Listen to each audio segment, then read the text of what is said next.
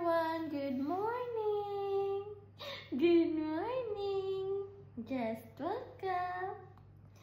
So Aya has got 2 teeth now. Ano siya, duha ka ngipon. Unya. Karon mag-pump na pud ko. So every morning nag-pump ko, fresh pump jud breast milk kay as much as possible. Gusto ko fresh ang isagol sa food nga kauno ni Aya. So currently apple lang iyang gikaon karon niya. Sagulan ako og breast milk. So yes, luman siya pag niagi. So 3rd day na of apple ang iyang gikaon karon. So mag-pump na pud ko para sa iyang kaunon.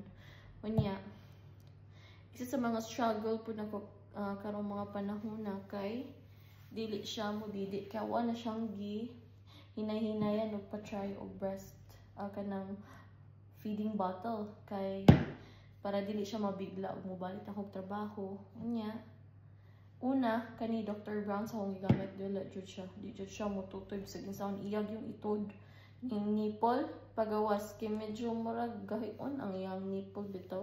So di ko so karing sunod nagpalit kog ma'am, nagtry kog ma'am indot na kay pati ang lubot kay maimuha juma wash og tarong ang ma'am. Nindot sad siya og kani okay. Medyo soft pod siya pero iyang try na siya sup pero iya yung pangluwa, iyang ipang tutho ang gatas imbis na nasupsop na niya iyang ipang tutho or iyang ipaagas lang ba. So nay nag-advise sa Facebook nga mag-try na po kog Avent. So mo i-try ng Avent kung magigit ba siya. So breast milk gihapon akong gipump unya mo akong gibutang aning iyahang mga bottle feed. So let's try. Niingon man ani nga natural response supports baby's own drinking rhythm like at the breast daw. So no drip, breast shape, teeth design. So hopefully mo try na ka ani ha. Aya, mo try na kag Avent ha.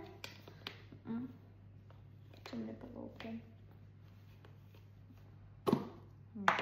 So yung ano po siya og shape sayahang tumoy.